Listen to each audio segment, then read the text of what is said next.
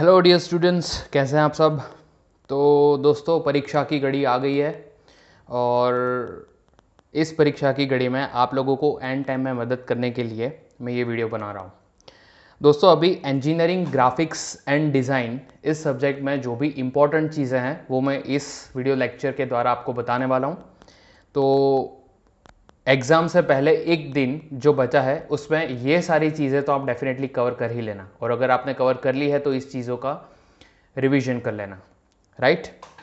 तो ज़्यादा समय यहाँ पे ना लेते हुए मैं सीधा ये जो इम्पोर्टेंट चीज़ें हैं आपको बतानी है वो सीधा शुरू करता हूँ। तो देखिए, सबसे पहले इंट्रोडक्शन का जो चैप्टर है, राइट, तो इंट्रोडक्शन टू इंजीनियरिंग ग्राफिक्स, ये चैप्टर एज पर जीटीयू आपको लैब में सिखाना होता है, राइट। सो इस चैप्टर में आपको थियरी पे ज़्यादा फोकस करना है। अब थियरी किस चीज़ की, तो जो इंस्ट्रूमेंट्स हम ड्राइंग के लिए यूज़ करते हैं वो सारे के सारे इंस्ट्रूमेंट्स आप एक बार देख लीजिए और वो किस चीज़ के लिए यूज़ होते हैं। जैसे कि स्केल है, राइट, हमारे पास फिर राउंडर है, पेंसिल है, हमारा ड्राइंग बोर्ड है, पेपर है तो उसकी क्या साइज़ है, वो सारी की सारी चीज़ें आपकी कोई भी स्टैंडर्ड बुक्स में दे रखी होगी। और अगर आप हमारी ऐप का यूज़ कर रहे हैं तो एप्लीकेशन में भी मैंने इस सारी की सारी नोट्स में ये सारी डिटेल्स प्रोवाइड कर रखी है, वहाँ से भी आप पढ़ सकते हैं, राइट। उसके अलावा एक इम्पॉर्टेंट टॉपिक इस पूरे चैप्टर से, राइट, जिसका नाम है स्केल्स। तो स्केल्स हमारे पास दो टाइप की है यहाँ पे, जो जीटीयू में ज़्यादातर पूछी जाती है और जो आपको करके जाना ही है। इसका आपको 3 या 4 मार्क का क्वेश्चन पक्का मिलेगा ही मिलेगा, राइट। सो आपको प्लेन स्केल और डायगोनल स्केल, ये दोनों स्केल कंप्लीट कर लेनी है, राइट। ये दोनों स्केल जिस पे मैं राउंड बना रहा हूँ, तो ये दोनों स्केल्स कंप्लीट करिए आप। और रिप्रेजेंटेटिव फ्रैक्शन और स्केल का डेफिनेशन ये आपको कंप्लीट करना है। इतनी चीज़ें भूल से भी भूलना मत, वरना आप मुझे एग्जाम में याद करोगे, राइट। मेरी बात ये आपको ज़िंदगी भर याद आएगी। उसके बाद जो हमारा दूसरा चैप्टर है that is loci of points. So loci of point में आपको जो हमारा स्लाइडर क्रैंक मैकेनिज्म है, राइट, उसमें सिंपल स्लाइडर क्रैंक और ऑफसेट स्लाइडर क्रैंक ये दोनों करने हैं, राइट। अभी देखिए, मैंने 2 चैप्टर्स आपको बोले, तो सबसे पहले जो स्केल वाला है उसमें ये सबसे पहले हमारा रहा plain scale, right. So plain scale का जो न्यूमेरिकल है वो आपको अच्छे से करना है। ये मैंने हमारी एप्लीकेशन में ड्रॉ करके सिखाया हुआ है, तो ये जस्ट आपको इस हिसाब से ड्रॉ करना रहता है। आपको क्वेश्चन दिया रहेगा तो आपको स्केल ड्रॉ करनी है, उसकी रिप्रेजेंटेटिव फ्रैक्शन से उसका एक्चुअल लेंथ निकालना है और फिर ड्रॉ करना है।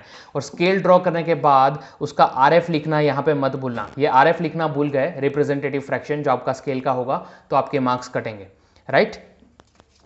दूसरा डायगोनल स्केल। तो अगर मैं डायगोनल स्केल की यहाँ पे बात करूँ, राइट, सो अगर डायगोनल स्केल की बात करूँ तो ये है आपका डायगोनल स्केल का क्वेश्चन, राइट। ये सिंपल ड्राइंग आपको दिखाने के लिए मैंने यहाँ पे ड्रॉ करके रखा हुआ है। ये भी हमारी एप्लीकेशन से ही क्वेश्चन है।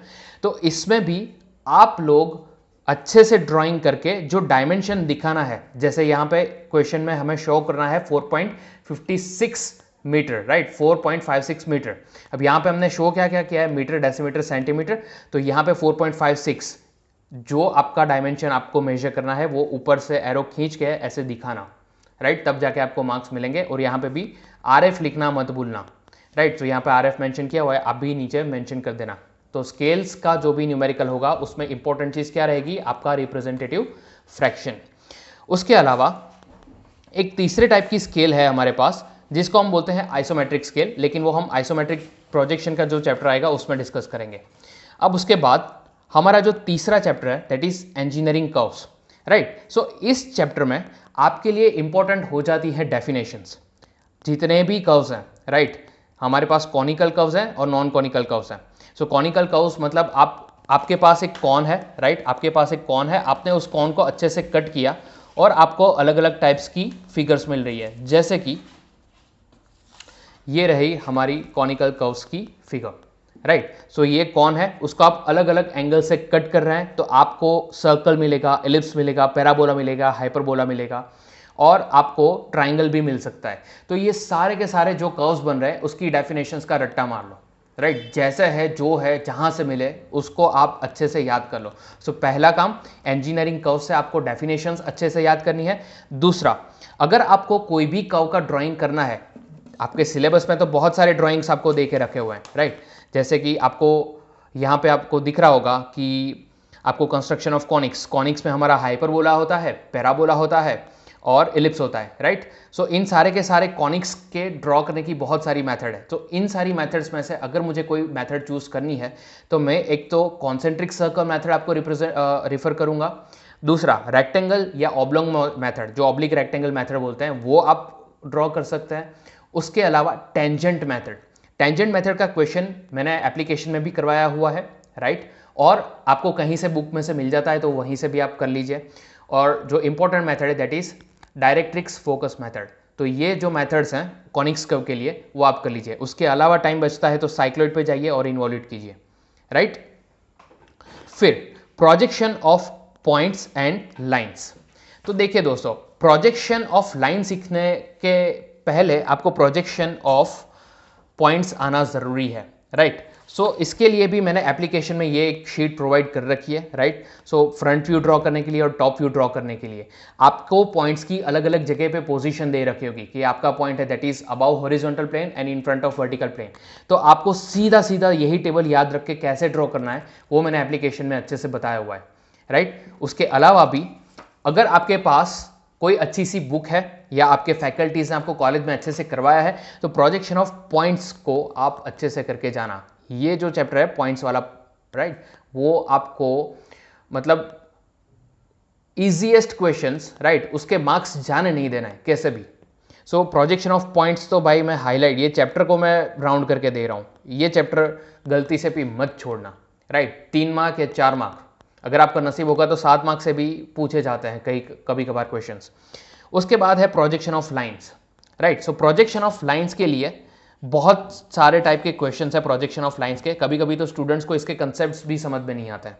तो इसके लिए मैं जो क्वेश्चन रिकमेंड करूंगा वो इस हिसाब से है कि आपका जो भी लाइन है, राइट, वो हॉरिजॉन्टल प्लेन और वर्टिकल प्लेन दोनों के साथ कुछ ना कुछ इंक्लिनेशन पे है, राइट। सो अगर आपको स्क्रीन पे दिख रहा है तो आप इसका पॉज करके इसको स्क्रीनशॉट भी ले सकते हैं, राइट, लास्ट टाइम रिवीजन के लिए कि आपकी लाइन है तो उसने हॉरिजॉन्टल प्लेन के साथ कितना एंगल बना है, वर्टिकल प्लेन के साथ उसकी ट्रू लेंथ किसको बोलते हैं, उसका फ्रंट व्यू और उसका टॉप व्यू जो फाइनली बनता है वो कैसे बनता है, राइट। अभी मैं इसका एक सैम्पल क्वेश्चन आपको करवा भी देता हूँ यहाँ पे, ताकि आप फिर कंप्लेन ना करें कि सर एक भी क्वेश्चन नहीं करवाया।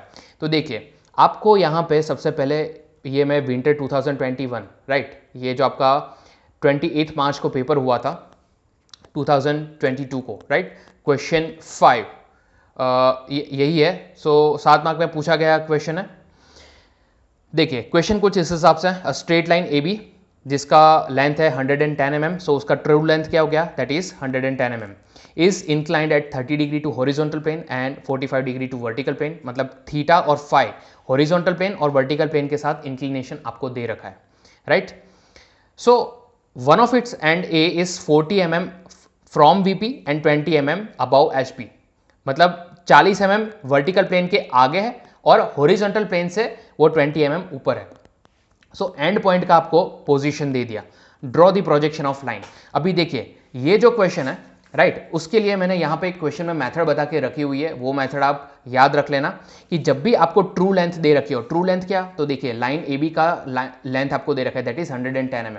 सो जब भी ट्रू लेंथ दे रखी हो याद रख लेना पहले स्ट्रेट लाइन ड्रॉ करनी है फिर आर्क लगाना है। वो कैसे, देखिए सबसे पहले x y reference line draw करनी है। अभी यही लाइन हमारे लिए हॉरिजॉन्टल प्लेन और वर्टिकल प्लेन का काम करेगी, यही एक्स वाई लाइन। अब पॉइंट ए का जो प्रोजेक्शन हमें दे रखा है, राइट, वो हम लोग ड्रॉ करेंगे। सो सबसे पहले पॉइंट ए जो है that is 40 mm in front of VP, right, point A that is in front so below. देखिए मैंने ये पॉइंट प्रोजेक्शन के लिए मैंने आपको बोला था कि आपको टॉप व्यू जब भी ड्रॉ करना है, क्योंकि आप ये मान लीजिए मेरा हाथ आपका फ्रंट वर्टिकल प्लेन है, राइट, सो उसके सामने आपकी प्रोजेक्शन ड्रॉ करनी है। ये आपका वर्टिकल प्लेन है, ये आपका पॉइंट है, ये आपकी ए बी लाइन है। सो अगर ये पॉइंट ए है, right, so that is in front मतलब ये एक्स वाई लाइन के नीचे आ गया। So in front so below, and अगर ये एक्स वाई लाइन के बिहाइंड उसके पीछे वर्टिकल प्लेन के पीछे होता तो एक्स वाई लाइन आपको ऊपर से ये प्लेन जो होगा वो कैसा दिखेगा, एक प्लेन के रूप में दिखेगा, राइट। सो उसके पीछे है point, so behind so above, x Y line के ऊपर।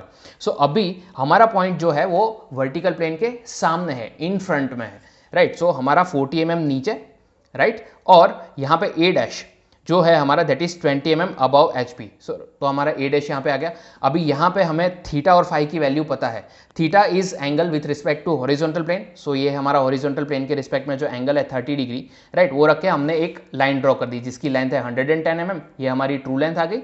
और सेम यहाँ से ए पॉइंट जो है, राइट, उसमें से हॉरिजॉन्टल लाइन ड्रॉ कर देंगे तो ये ए का प्रोजेक्टर है, मतलब आपकी लाइन जो होगी वो उसका ए पॉइंट इसी प्रोजेक्टर पे रहेगा।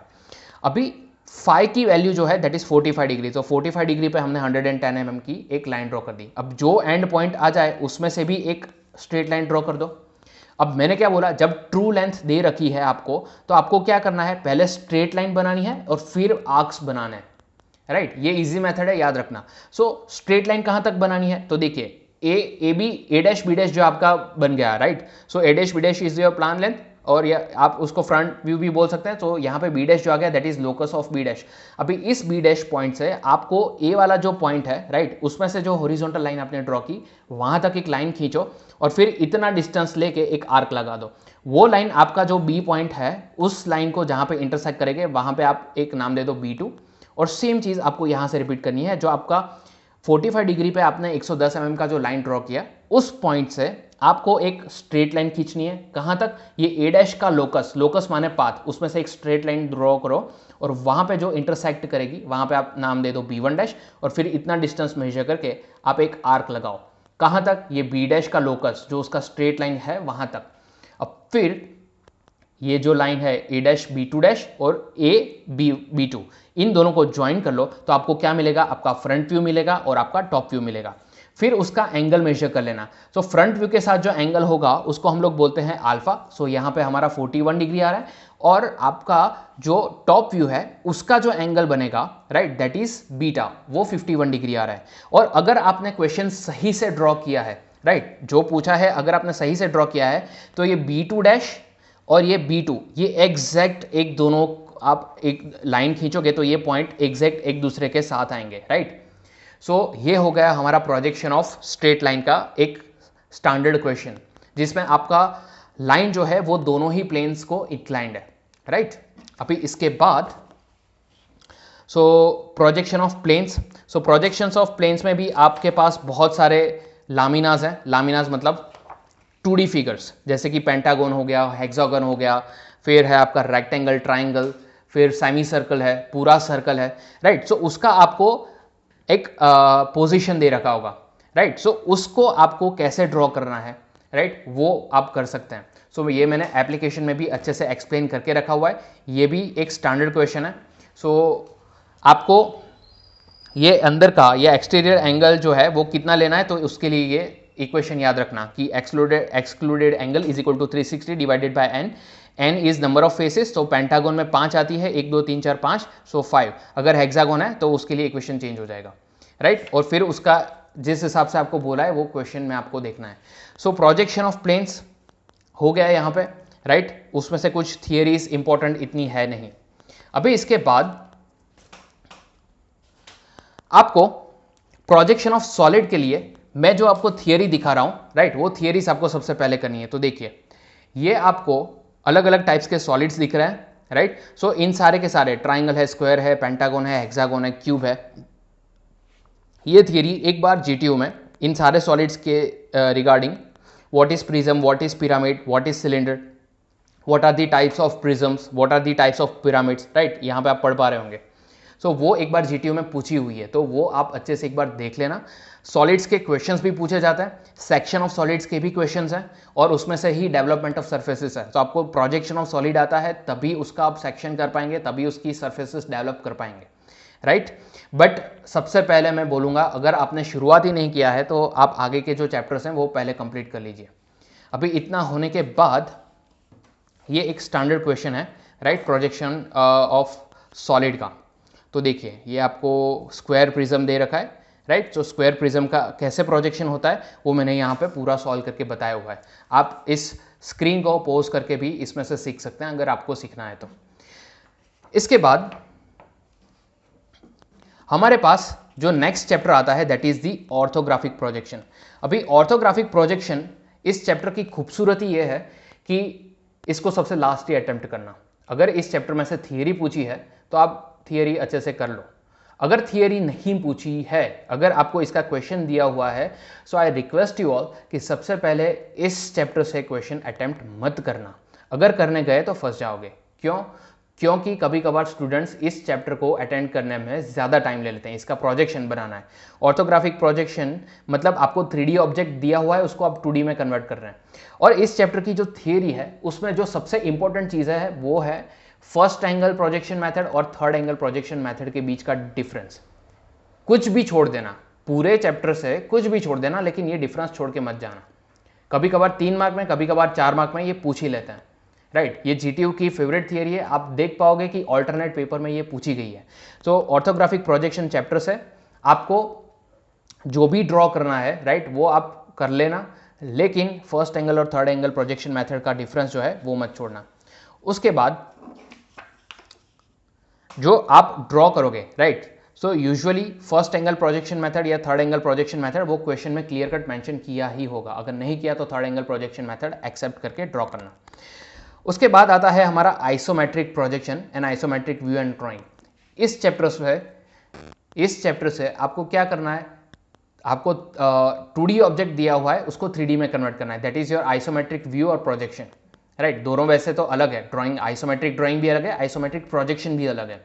वो डिफरेंस डिटेल में अभी बताने का टाइम नहीं है, लेकिन इस चैप्टर से भी जो इंपॉर्टेंट चीज़ें हैं जो आपको करनी चाहिए वो है isometric scale, right. Isometric scale आपको छोड़ के नहीं जाना है, क्योंकि आइसोमेट्रिक स्केल एक तो ईजी है, दूसरा जो आपकी रेगुलर स्केल्स है उसी के हिसाब से इसका ड्राइंग जाता है, राइट। सो आपको प्लेन स्केल आती है, डायगोनल स्केल आती है, तो third scale that is isometric scale वो आपको अच्छे से कर लेनी है।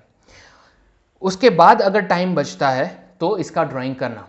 सबसे पहले ऑर्थोग्राफिक और आइसोमेट्रिक प्रोजेक्शन का जो ड्राइंग पूछा है वो ड्रॉ करने मत बैठ जाना। सबसे पहले क्वेश्चन पेपर आता है तो 2 या 3 मिनट देख के डिसाइड कर लो कि आपको कौन से क्वेश्चंस आते हैं।